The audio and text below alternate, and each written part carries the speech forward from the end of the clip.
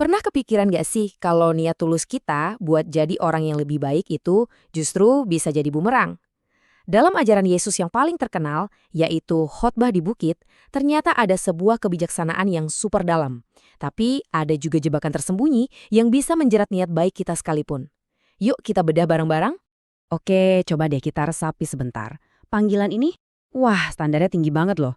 Ini bukan cuma soal jadi orang baik biasa, tapi ini soal cara hidup yang benar-benar transformatif. Kemurahan hati yang radikal, berani mengasihi musuh, dan punya rasa rindu yang mendalam akan kebenaran. Ini visi yang besar banget. Nah, disinilah bagian yang trikinya. Justru pas kita berusaha keras mengejar visi yang luhur tadi, ada bahaya yang mengintai. Sebuah jebakan yang bisa membelokkan niat baik kita jadi sesuatu yang malah berlawanan. Apaan tuh? Kita sebut aja ini jebakan kebenaran. Di bagian ini, kita bakal lihat gimana sebuah perjalanan yang tulus untuk jadi lebih baik secara ironis malah bisa membawa kita ke tempat yang sama sekali nggak kita inginkan.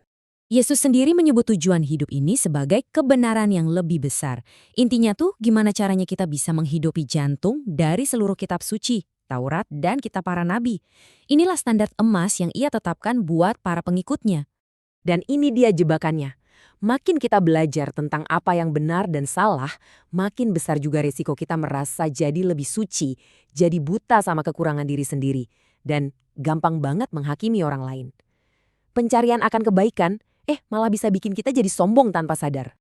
Terus gimana dong caranya biar kita nggak kejebak? Nah, Yesus ngasih langkah pertama yang krusial dan radikal banget. Kita harus belajar muter lensa kritis itu 180 derajat. Dari yang tadinya ngarah keluar, sekarang ngarah ke dalam diri kita sendiri. Ajarannya soal topik ini dibuka dengan satu perintah yang, singkat, tajam, dan sama sekali nggak bisa ditawar. Jangan menghakimi. Titik. Ini adalah titik awalnya. Semacam rem darurat buat kebiasaan kita yang suka menilai orang lain. Nah, ini nih metafor yang dipakai Yesus brilian banget. Dia ngebandingin kesalahan kecil orang lain, sebuah selumbar atau serpihan kayu, dengan masalah raksasa yang kita cuekin di dalam diri kita, yaitu balok kayu gelondongan. Ini nunjukin dengan jelas betapa miring dan gak adilnya cara kita melihat masalah pas lagi menghakimi orang lain. Jadi poin utamanya begini, Yesus dengan cerdas mengubah sebuah dorongan negatif jadi semacam alarm positif. Setiap kali kita ngerasa gatel pengen ngekritik seseorang, anggap itu sebagai pengingat buat berhenti sejenak dan nanya, oke, ada balok apa nih di dalam diriku yang perlu gue beresin sekarang? Prosesnya bisa kita urutin kira-kira kayak gini. Pertama, sadari dulu dorongan itu muncul. Kedua, langsung putar balik fokusnya ke diri sendiri. Ketiga, beresin dulu urusanmu, keluarin balok itu. Nah, baru setelah itu, dan hanya setelah itu, penglihatan kita bakal cukup jernih buat bisa benar-benar nolongin orang lain dengan selumbar mereka. Oke, anggaplah kita udah beres nih sama balok di mata kita. Apakah itu artinya kita harus langsung turun tangan memperbaiki semua orang? Nah, disinilah ajarannya jadi makin dalam. Ini tentang seni untuk tahu kapan harus bertindak. Ini pertanyaan yang wajar banget kan? Kalau penglihatan saya udah jernih, bukannya jadi kewajiban saya ya untuk membantu? Jawaban Yesus di sini mungkin bakal sedikit mengejutkan kita. Yesus pakai perumpamaan yang cukup provokatif ini buat ngajarin sebuah kebenaran penting. Kadang-kadang ngasih nasihat atau kebijaksanaan, mutiara kita, ke orang yang jelas-jelas nggak mau nerima, itu cuma tindakan sia-sia. Hasilnya, mutiara kita diinjak-injak dan mereka malah bisa berbalik nyerang kita. Kerumitan ini ternyata juga ada di kitab Amsal loh. Di satu sisi ada ayat yang bilang jangan tegur orang bodoh. Tapi di sisi lain ada ayat yang bilang kadang kita justru harus negur mereka. Jadi mana yang benar? Ini nunjukin kalau nggak ada satu aturan kaku yang bisa berlaku buat semua situasi. Nah, disinilah poin krusialnya. Untuk bisa menavigasi dilema ini, kapan harus ngomong dan kapan harus diam, kita nggak butuh buku manual yang tebal. Kita butuh sesuatu yang lebih hidup dan dinamis. Kita butuh kebijaksanaan. Dan ini membawa kita ke bagian terakhir yang paling fundamental.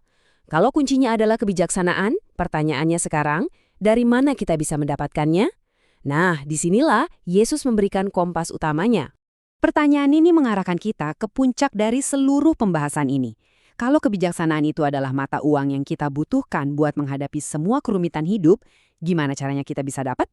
Jawaban Yesus bukanlah formula rahasia, tapi sebuah panggilan yang penuh energi untuk bertindak. Dia nggak nyuruh kita numbuh pasif, tapi untuk aktif, meminta, mencari, dan mengetuk. Kita diajak untuk mengejar kebijaksanaan ini seolah-olah hidup kita bergantung padanya. Dan yang terpenting adalah kepada siapa kita meminta. Yesus menggambarkannya seperti orang tua yang luar biasa murah hati, logikanya simpel banget. Kalau orang tua di dunia aja tahu cara ngasih hadiah yang baik buat anaknya, apalagi Bapa di surga. Dia ingin sekali memberikan hadiah terbaik, terutama kebijaksanaan bagi mereka yang memintanya. Dan inilah puncaknya, prinsip pamungkas yang menjadi dasar dari semuanya, aturan emas. Ini bukan sekedar nasihat yang bagus, ini adalah alat navigasi praktis yang Yesus berikan untuk memandu setiap interaksi kita. Kenapa ini ampuh banget? Soalnya di saat kita bingung, saat situasinya abu-abu dan kita nggak tahu harus berbuat apa, kita selalu bisa kembali ke sini. Mulailah dengan empati.